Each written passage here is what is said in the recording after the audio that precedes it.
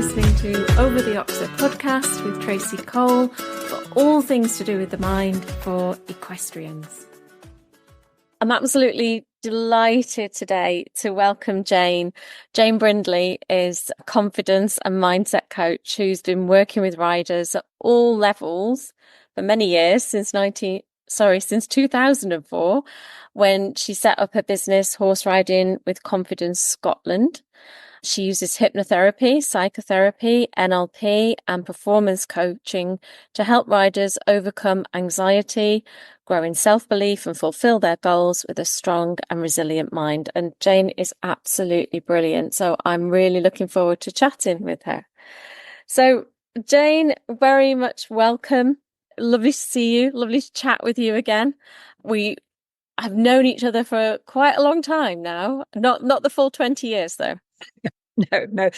No, that's we have known each other for a few years. So thank you so much for having me on your podcast. I'm really delighted to be here today. And yeah, it's good. Thank you for the introduction. And it's good to have this opportunity to chat together about all things mindset for riders. Absolutely. Now, you have a really interesting journey, because I know that you didn't start off as a psychologist or psychotherapist or anything like that. You started off as a botanist, didn't you? I did, yes. Yes. So how on earth did you get from botany? And I know you've gone via other things like your nursing and so on into helping riders. Tell us a bit about your journey. Gosh, yes, a potted history. I won't give you too many gory details, but yes, at school, I was one of those kids who was good at passing exams. So I was just basically channeled into doing a science degree. Actually applied to do biochemistry, but in first year I did 3 subjects in first year: botany, zoology, and chemistry. And I loved the botany and particularly like the lecturers, I think. So that's why I thought, I'll forget this biochemistry stuff. And I did a botany degree and loved it. And I've got a lifelong love of plants and the natural world. And I never used that. And realistically, I wasn't a scientist. I wasn't a sort of natural scientist. Possibly in retrospect, I maybe would have done a social science degree, a psychology or something like that. But, I did what I did at the time. And then I decided I wanted to work with people rather than be a scientist. So I went and did nursing and then midwifery and worked for many years as a midwife and community midwife and loved that. But then there was a lot going on in my own life and that didn't really work for me anymore. So I stepped away from midwifery. I can still remember the day I handed my notice in. And at the time there was a promoted post position coming up, and my boss thought I was going to go and speak to her to say I was applying for the promotion. And I said, well, actually, no, I'm leaving. And she kind of took a step back and kind of went, oh, right. Okay, fair enough. Anyway, that's another story. So I just sort of retreated for a while and sorted out myself and sorted out what was going on in my life, and did some other bits and bobs working for my husband in his business, helping him with bookkeeping, which I still do actually, still help him a bit with that, but that's not my thing as such. And then missed working with people, really. Missed that contact. And so I went and did some psychology courses and loved it instantly. And the teacher on that course was great. And she said to me, she said, you should be a counsellor. You should be. So I kind of thought, oh, maybe I should be a counsellor, and went and investigated some counselling courses, but they all seemed a bit wishy-washy to me. And there was nothing that grabbed my attention until a friend had recently completed diploma in hypnosis and psychotherapy with National College. And I kind of thought, oh, this looks interesting. And it was quite a challenging course, taught at master's level. So it was kind of academically challenging.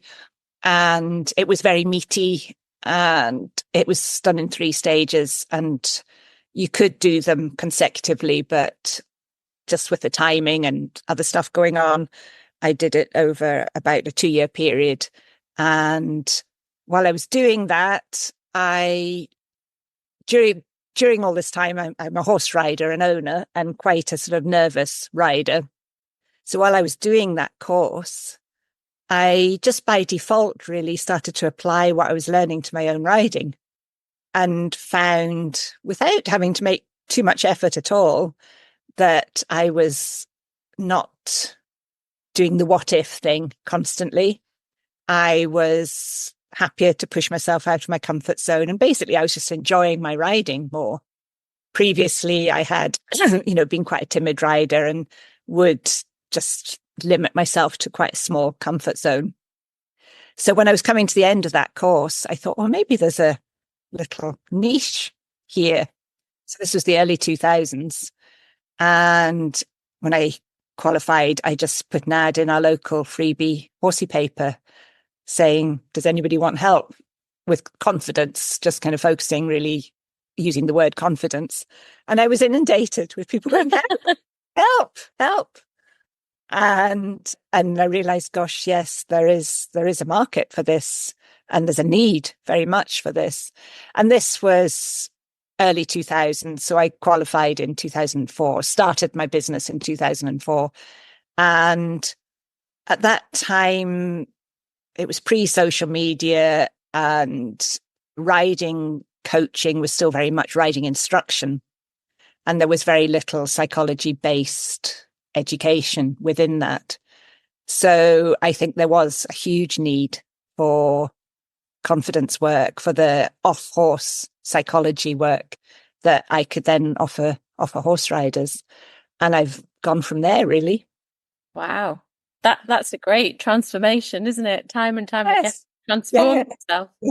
Yeah, it is. So when you think back to 2004, or even when you were doing your qualifications in psychology and hypnotherapy and so on, I mean, the riders wouldn't have had much idea that this kind of work existed, these kind of coaches existed, unless they were at elite levels, I suppose.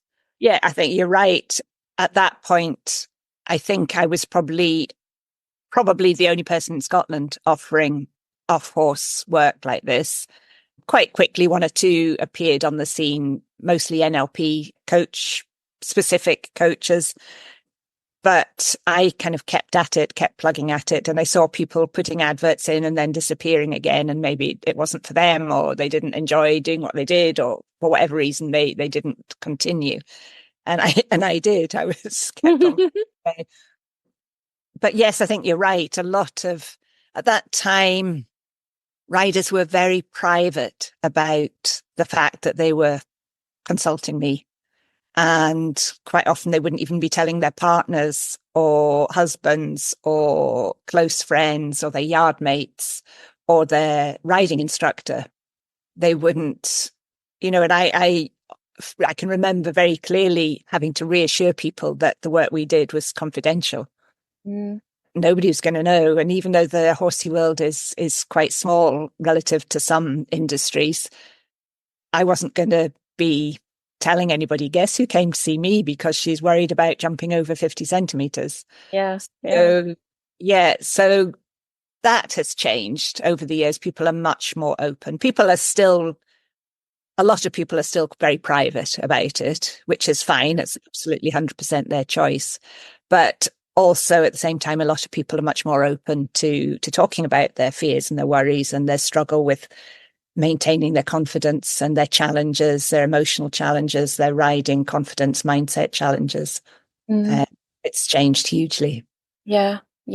Because I remember, I'm trying to think back when I would have been competing, probably around about the time that you're talking about, and a little bit later as well, more into the 2000s. And I was struggling with nerves, but I didn't even know that. Obviously, I knew sports psychologists existed, but again, I didn't think they were for everybody. I thought they were for professionals. So I should have contacted you in those days. That would have been funny, yes. Because we didn't have Zoom then. No, So, no. it was very much always face to face working with people at that time.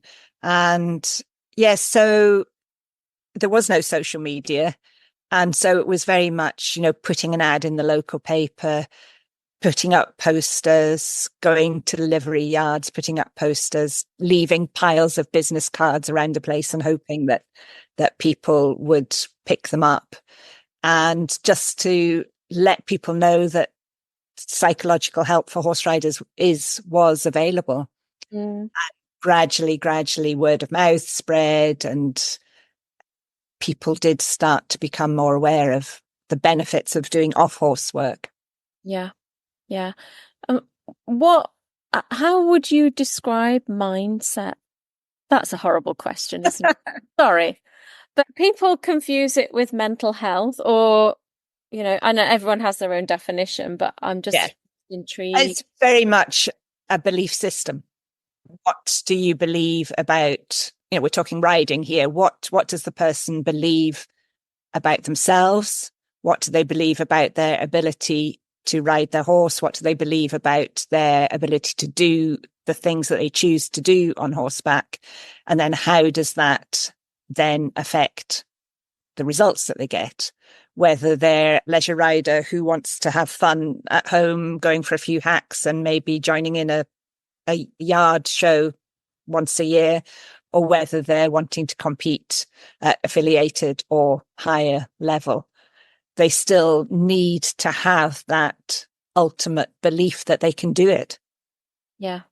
And if Yeah. they don't, then they're fighting a battle constantly against their mind, their mindset. Yeah, absolutely. And I mean, just before we came on here, you were talking about helping riders who are going to Blair. So how is it different when you are coaching somebody who is more towards the grassroots or riding club level compared to somebody who does this as a profession? Is there a difference when you coach them? Well, ultimately, they're all human beings, so their minds basically work in the same way. They'll all have a different set of past experiences, riding skills. They'll all have different levels of self-belief. But your kind of average, if there is such a thing, novice or leisure rider who consults me is often battling with fear. Yeah. And fear of something, in inverted commas, happening, or fear of feeling out of control, or fear of not being able to handle stuff, etc. Whereas your serious amateurs or professional riders are generally not afraid. Hey, I'd found this on the web for senators or professional riders. Check it out. Sorry, Siri just heard me talking about professional riders. Gosh, I'm going to turn that right You can down. edit that back, don't Silent. worry. Like that. You could keep that in because it's quite amusing. If you want, it's entirely up to you. Whereas your more serious riders who are moving up the levels are looking for being able to repeat in performance situations what they know they can do at home. Yeah. And they might have fears of losing face or feeling like an imposter or fears of not getting it right or anything like that. But they're generally not afraid of the riding as such. Yeah. They're Yeah. generally not worried about galloping fast over cross country or jumping Yeah. big pieces. But their concerns or their worries or their anxieties are slightly different, but the route might well be the same. So when you think about those two styles of rider on a spectrum, although their fears are different, they've both got some style of fear or self-doubt or something like that. So the techniques that you would choose, generally speaking, would they be the same techniques that you employ with those people? Often, yes. Yeah. Yes. And getting them to basically getting somebody to understand, where are you now and where do you want to get to? Yeah. And what's going on now? What's contributing to the challenges that you've got in the present moment? And how can we address those challenges to help you move forwards? So it might be that somebody who's, I mean, I'm sure you have as well. I've had people who are literally scared to get on their horse or scared to take one step out of an indoor arena. Mm. And so, yeah, where's that coming from? And what can we do about it? And what skills and what strengths do they have that they can apply to the situation that they find themselves in? Mm. Yeah. And then comparing that to the rider who's going to Blair to, do an FEI, a challenging 3-day event. Where are they now? We've only got a week to go between now. So where are they now, and what do they need help with to be able to perform at Blair or at any event or any show or any competition the way that they know they can? Yeah. It's very much that belief, that self-belief. What do we need to challenge? What beliefs do they have that we need to delete and help them, develop more helpful beliefs? Yeah. Do you think that people expect you to have a magic wand though? Or do you think people think that you need to be in coaching for 2 or 3 years before you achieve that? Some people do very obviously come thinking that I'm going to fix them. Yeah. And turn them into the rider that they've always been. That as a therapist or as a coach is a challenge for me. Yeah. How do I educate them that actually this is a two-way process between the client and the professional? And that can be quite tricky, that they feel, or they just come to the session and then don't do the homework, for example. Mm. And think that just by paying me a bit of money and coming to 1 or 2 sessions that all their problems are going to disappear.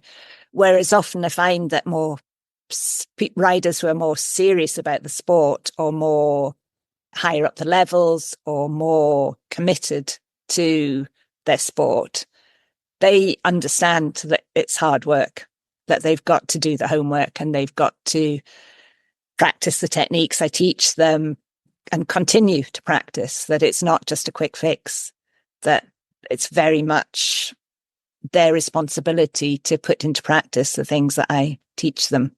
Yeah, definitely.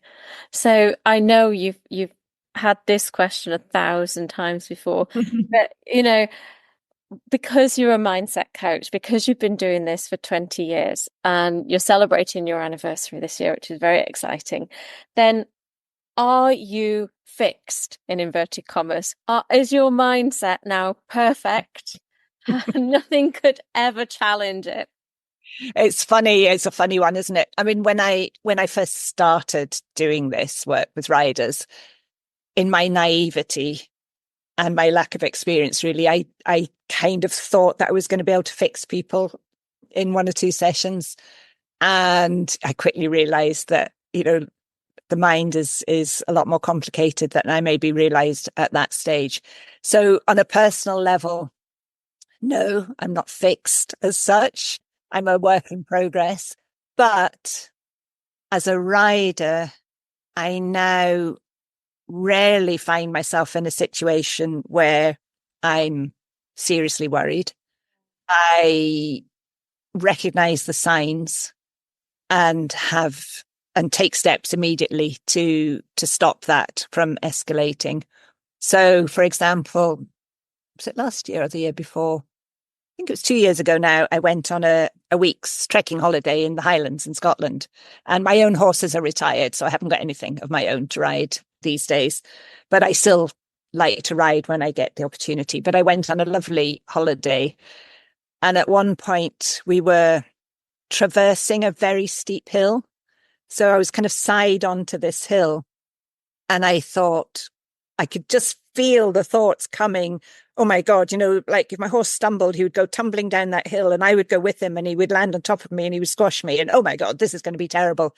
And then I could feel the anxiety rising. This all happened in a few moments. Yeah. And I thought, no, stop, Jane, wait a minute. And one of my favorite phrases, which I talk to riders about and all the time, and often people kind of repeat it back to me, is to remember at this very moment in time, my horse is going in the direction of my choice at the pace of my choice. So lo and behold, everything's fine. Yeah. It's a lovely way just to bring yourself back into the moment. Yeah. I, at that moment, thought, right, this horse is doing what I've asked him to do. He's sure-footedly traversing this slope on a track and everything's fine. And then immediately you feel the stress hormones just returning to their normal level. So all those kind of stress symptoms, which most riders are familiar with, all riders, I would suggest, are probably familiar with, those symptoms just lessen and you start to feel comfortable again on the horse, and then you just carry on with what you're doing. Yeah. Yeah. So the answer to your question is no, I'm fixed as such, but I've got a large toolbox of tips and tricks and ideas and phrases and so on that I can use in the moment if I need them. Yeah. And you recognize it like in the first second or two, what's going on. Yeah. So things don't escalate at all anymore. Yeah. And if I'm in a situation, I haven't been for a long time, if I'm in a situation where I feel a bit out of control, I still don't like it. Yeah. I can then, if something happens, I'm trying to think when the last thing happened, riding a friend's horse a couple of years ago, and I won't go into the whole story, but I fell off.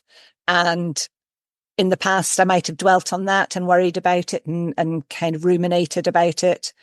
And then I just thought, well, I know why that happened. It wasn't any fault of my own. I wasn't hurt. So just let it go. Yeah.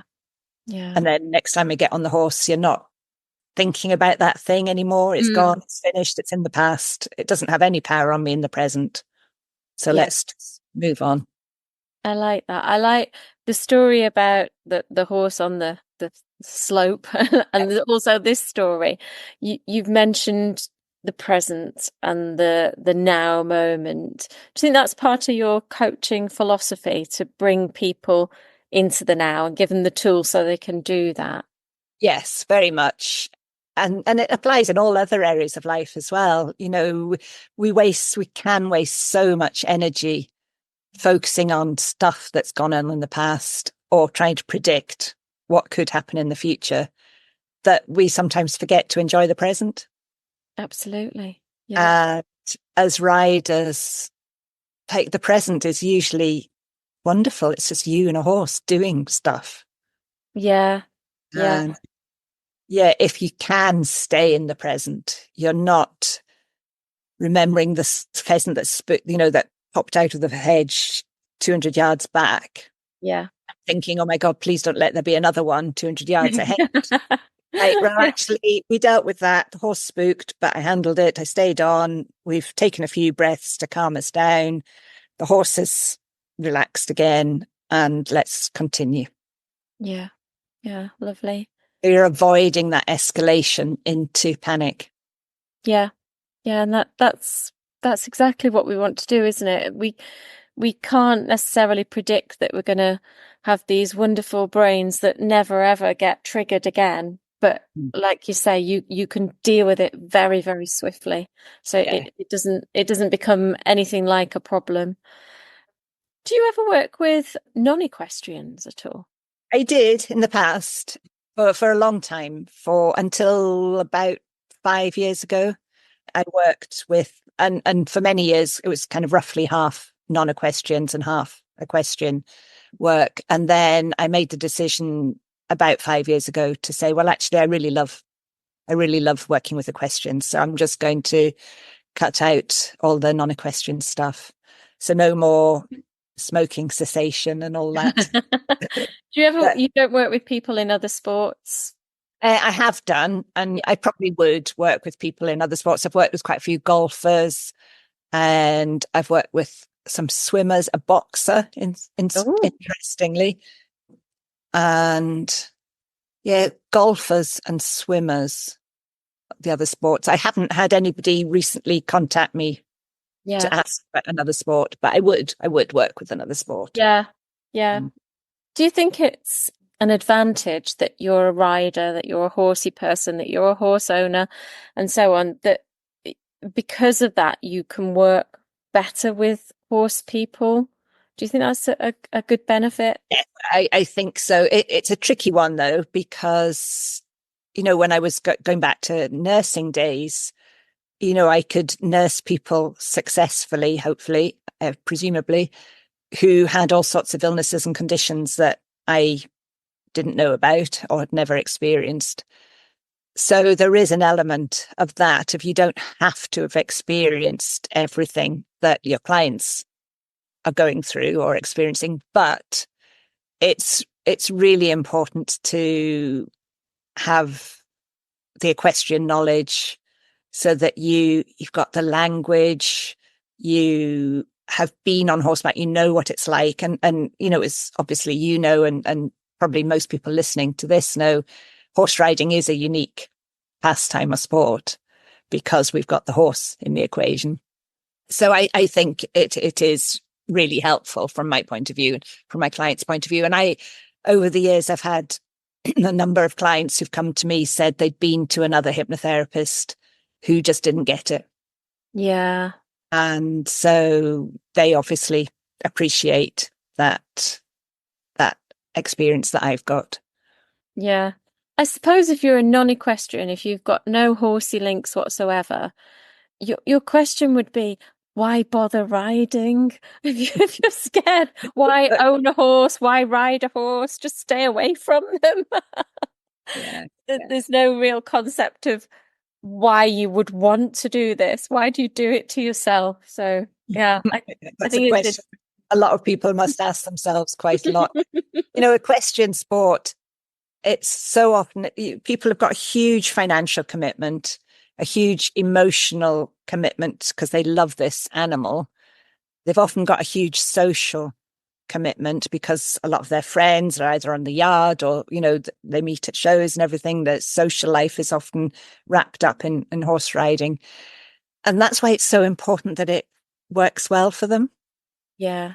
Yeah. Because they devote so much time and energy and emotion and money to this pastime, so that people like you and me and others can really help them to make the most of that opportunity without excessive worry. Yeah. Yeah. I can't remember who it was now. It might have been Kelly Marks said something like that they're too expensive not to enjoy or something. I can't remember the exact quote. But it's so true, isn't it, that people don't enjoy themselves and spend all that time, energy, effort, money, everything else, all the emotion that gets poured into it.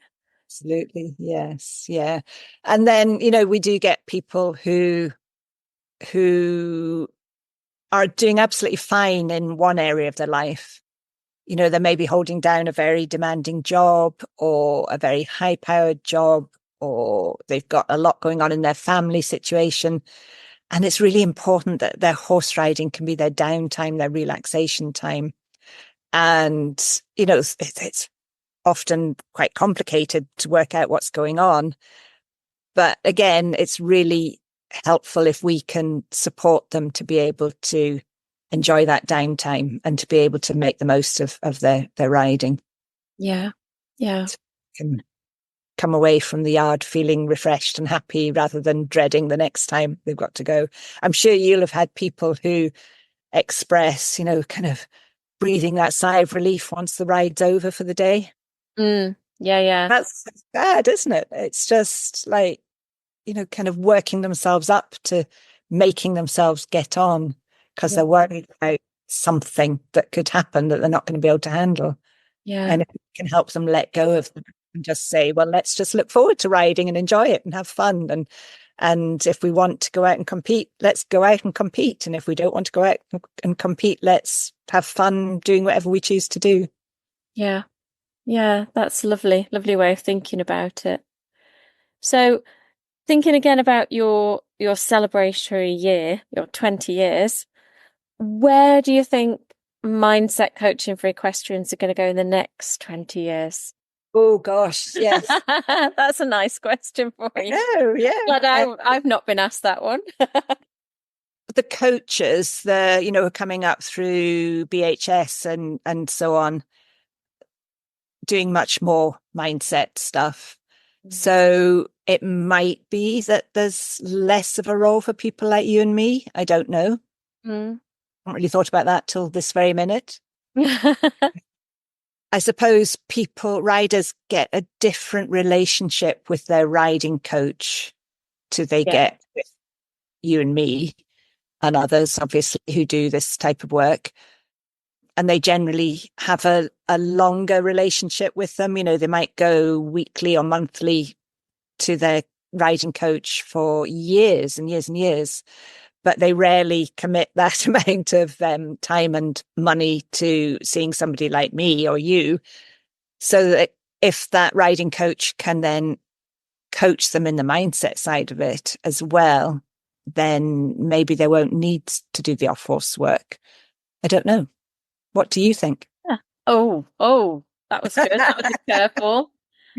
I think I agree with what you're saying, and I think as well that mindset will become part of the course, a little bit like you have a saddle fitter or a physio and all these extras that go with owning a horse. I think that people will start to see, I need to go and check in with my mindset. I think the taboo side of it, if there ever was one, has started to be lifted, and mental health issues are now spoken about so much more freely. So I think it won't be a problem for people to discuss these types of things if they want to discuss it, or certainly just contact somebody who can help them out. I think rather than trying the self-help route for an excessive amount of time and not getting anywhere and not feeling any better. I'm not saying that that's not a good route in the first instances, but I think people will start to seek out help a little bit more readily. And we've seen it on social media. People plaster all over social media that they've had a mindset session or they're looking forward to a mindset session. And it's not a thing now. It is like saying, I've got the equine dentist this afternoon or something like that. I think I think even more and more we'll get to a point where it is just people shrug their shoulders. Yep, I'm having a mindset session. So. Yeah, hopefully. Yes, I think that's a good point. And I think you're probably right. And in the past, a saddle fitter would just chuck any old saddle on your horse. Yeah. Or, a physio for a horse. Really? So yes, hopefully you're right. And I mean, we're just recording this just at the end of the Paris Olympics, and it's been fascinating listening to a lot of the interviews with the athletes there, just how important mindset is for them. Yeah. And it is becoming so much more mainstream. Yeah. Yeah, you're right. A lot of them have mentioned mindset and coaching and mindset. And I saw a high jumper doing a visualization. She was sort of lying down in a sleeping bag. And you could see, because she was moving sort of in a way that you went over a high jump, and you could see she was visualizing jumping this thing. So, once people are showing that at the Olympics, then everyone wants a piece of it. They're like, what is she doing? And why bother? Yeah, absolutely. There's also one of a gymnast on the pommel horse. And there's at the top of it's a split screen. So on the top, he's doing the visualization. On the bottom is the actual performance. And Yeah. he's like twirling round and round, and you can see he's kind of moving his hands. And then at the end, he jumps off and puts his hands up in the air like he does. And then underneath, you can see the reality of his performance. So that's a brilliant one. Look out for that one. Oh yeah, wonderful. Yeah. Yeah, and visualization is one of my favorite things to teach people. And using visualization, yes, for learning tests or practice mentally rehearsing cross country course or a show jumping course or any riding skill, but also visualization for confidence boosting, for kind of recalling a time when you dug deep and you overcame a challenge, and that's such a great proof to you that you can do hard stuff. Yeah. Taking that belief then into the future imagined ride or situation and saying, well, I know I did it. I dug deep and I overcame a challenge in the past. So I'm going to remember those skills and those strengths and that everything that went along with that memory. And I'm going to bring that with me into the future. And that's one of my favorite ones to kind of work with clients. That's special. Yeah. Yeah. So talking about working with clients, I know you've got the word Scotland in your business name, but you aren't exclusive to Scottish people, are you? No, obviously I was back in 2004 because people used to drive all the way to Dollar, where I'm based in central Scotland, to see me. But then, things have changed over the years. And I still do see people face to face. I offer that if they choose. But I see people on Zoom as well. And yes, I just keep the name Scotland in the name because I like it. That's where I'm based. But I have a kind of quite a big cohort of riders from Ireland and in various, people from different parts of England as well. And one or two kind of creeping in from other parts of the world as well. So yes, so I'm based in Scotland, but via the internet, I'm connected to wherever the person might be. Yeah, brilliant. So where can people get a hold of you? Where can they find you on the internet and on socials? So the usual places. My website is horseridingwithconfidencescotland.co.uk. I'm on Instagram as at Confident Riding Scotland, and I'm on Facebook as Horse Riding with Confidence Scotland. And so, yes, I post regularly on those socials, and people can follow me there. They can message me or email me or phone me. My contact details are very visible. So if people want to get in touch to find out more or to ask any questions, then feel free to do so. People should as well. Yeah, I think that they would really enjoy a session with you on Zoom or in person to get rid of all their mindset wobbles and niggles. And I think they'd really enjoy that. Thanks ever so much for chatting, Jane. It has been fabulous to hear from you. Loved talking to you as always. Thank you. Thank you.